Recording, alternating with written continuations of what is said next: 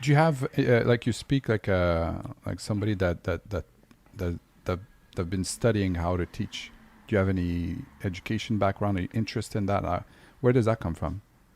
That's a good question. So I don't have any formal education in teaching, but when I was in like grade one, I was like good at math and numbers in school and stuff. So I remember like helping my friends with, coursework right away, especially math. And so through my life, I've always had a love for being a student. I like learning. And then the things that I learned, I love to share that with other people. And I guess it's probably just a little bit of my nature, like how I was born, like the kind of personality I am. So I'm introverted, so I'm going to listen more than I speak most of the time. And I guess that's kind of given me a bit of an empathy or a gift of empathy. So I'm more easily to pick out, I listen to someone and say, this is the part that they're not understanding. How can I give them that little nugget that's going to get them to the next level of understanding so that they can get further on their journey? And so I guess I've done that with schoolwork. Sorry. Nice cat. Oh, it's okay. Sorry, go ahead. I kind of did that with school. And then I was a competitive diver from 10 Nice. years until 15 years old. Are you serious? Actually, I went to Montreal when I was diving as well. No way, no way. That's awesome. Yeah, so I was a diver, and then I was a dive coach for 5 years. And Wow. then I quit diving when I was 15, and I decided I want to break dance. Why? What made the switch? So I was training 5 days a week, 3 hours a day, plus weights on some days. So that was a lot of time. And I had a thumb injury because I was diving from the 10-meter platform. And if you don't enter the water with completely straight arms, you can sometimes hit yourself in the head with your hand. Oh my God. And Oh my God. Oh, I you're can just hit- imagine. It's not fun. No. You're hitting the water at like 33 kilometers an hour. So that's like hitting your thumb on a brick. Like it hurts. I mean, your head's Oh pretty my hard. God. So I did that too many times, and I had this thumb brace. And naturally in like elite level competition or training, like your coaches are not always so empathetic in terms of time off and giving you time to rest. So my thumb started to really hurt. It got to a point where I wasn't enjoying myself. And the next year, it wasn't just going to be 5 times a week, the training. It was going to be 6 times a week, twice a day, like, hey, we're going for the Olympics sort of thing. Jesus. And as a 15, 16-year-old, I wasn't enjoying myself. I was like, you know what? I'm enjoying this breakdance thing that I've been doing for a while. Like, I just want to have fun with my friends.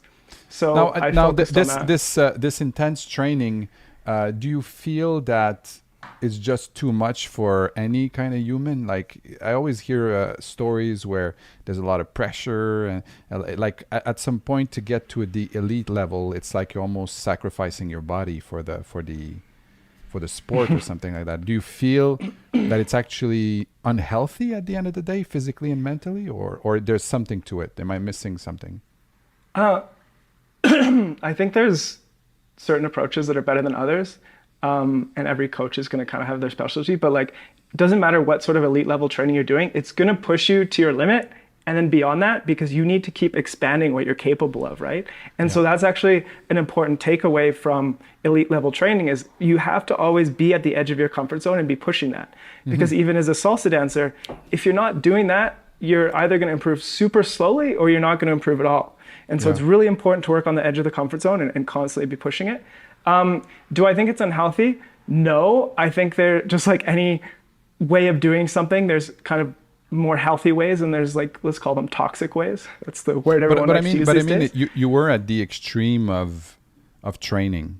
Like there's training and there's trainings. Like there's recreation, competition, and then there's the Olympics. Like it's like another level of sacrifice, and then performance becomes the focus. Right. So do you think like exactly like you said, maybe the coaches weren't as understanding?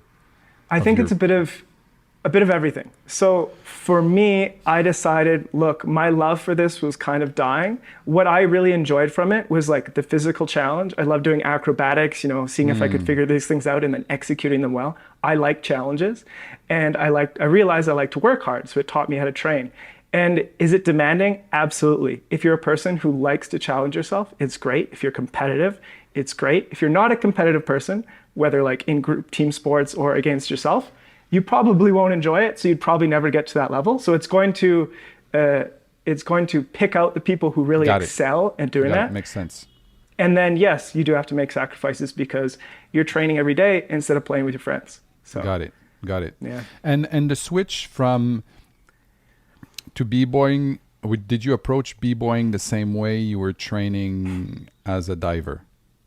That was funny because I have this like distinct memory of like when you're in your dive training, like I wasn't quite to the point where we were getting super specific with nutrition, but it was like, hey, like you should take care of your body, da da da.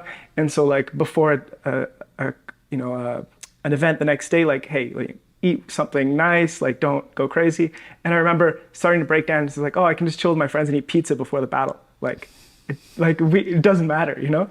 Like there's no rules. You had no coach. You could do whatever you wanted. And that was part of the beauty, the freedom. It was like I didn't have the trainer anymore and I could just be. And that was the attractiveness of but that were you switch. training as hard? Like did you have that mindset of like a Olympic trainer guy, or you just literally like how shall I say this? You took it more like now we're having fun, we're more laid back, less pressure. Did you change your mindset right away or no? That's a good question. I think I had the discipline from diving and training, but I wouldn't say I kept that level of training because it was a lot. But what I tried to do is we had some like group practices at community centers like once or twice a week, so I'd go there. But then I was also really lucky. In my mom's place, we had like a kind of a basement area, like carpeted. So we grabbed these mirrors from her old office and just put them against the wall. So I kind of had this mini studio. It was a carpeted floor, but it's still better than nothing. So I'd go down there most days and just be by myself in front of a mirror and mess around and film myself. And that's when I really started to level up.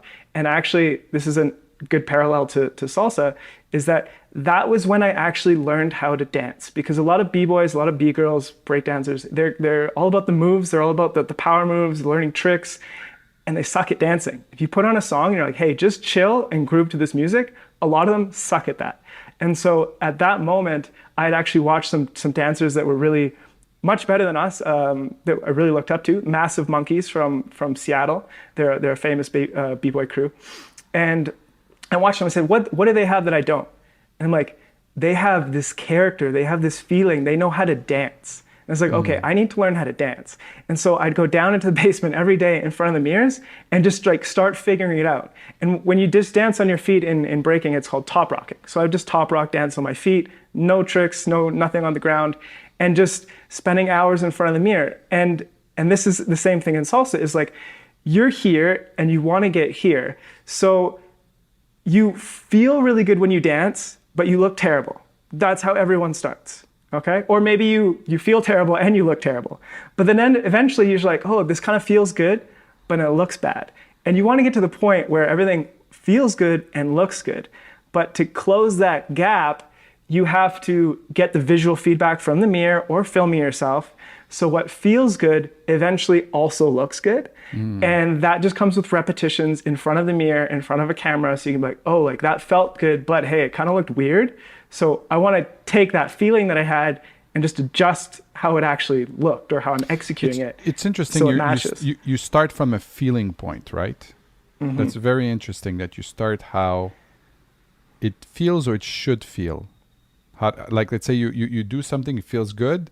Then you film yourself and you look at it and you go, damn, man, I was drunk. I mean, it's happened to all of us. It's happened to all of us for sure. It was odd because I had a teacher that used to say, it was an African dance teacher. He said, I hate working with mirrors. And I'm like, I'm coming from the salsa world, right? So I'm like, mirrors, we only know mirrors. And he goes, no, it makes people feel too subconscious. I want them to let loose and dance their heart out. I'm thinking, wow, okay, I never even that thought crossed my mind that people will constrict in front of mirrors. And I started to, when now I don't train any troops, but before I was training troops, I used to spin them around all the time just so they don't get attached to the room, right? So sometimes do it in front of the mirror, sometimes at the back of the mirror.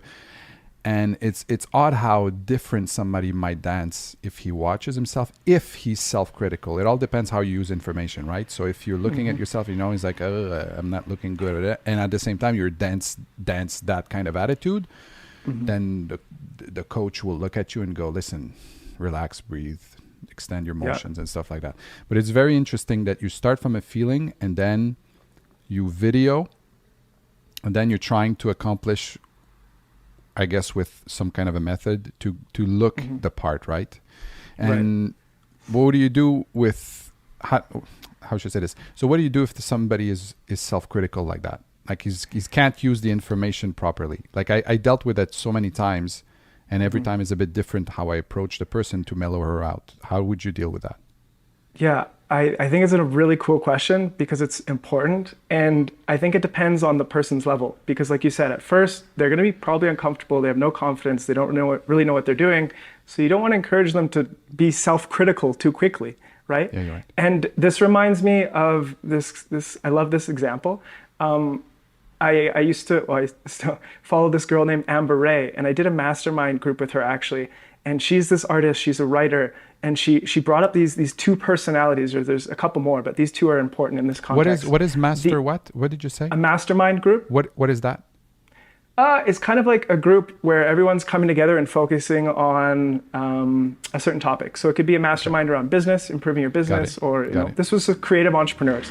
And so she talked about this artist role and this editor role. And they're both important, but you have to know when to be each one. So for the beginners, I think it's really good, especially if someone's like, I don't want to move, I'm uncomfortable, like I didn't grow up with music or dance. Like at first they don't need a mirror. Like you just want to get that person moving, like literally just like shake their body and like make them do weird stuff so that they stop being afraid to actually just move. Like they don't need to move correctly in any way. Just move your body so you stop being afraid of moving your body. And so you're in the artist role. You're not critiquing, you're just creating. You're just being weird, that's fine. And then there comes a point where it's important now, I have to edit what the artist created and start thinking like, hey, is that really how I want to move? Is that our goal? Is that my goal? And so I think if someone's afraid to move, take away the mirrors, get them moving, like literally just shaking. It doesn't even have to be like some sort of, get them moving. And then after they got rid of that fear, then we're like, okay, let's change how we're moving now. Let's edit that. And so that I guess would be my best response.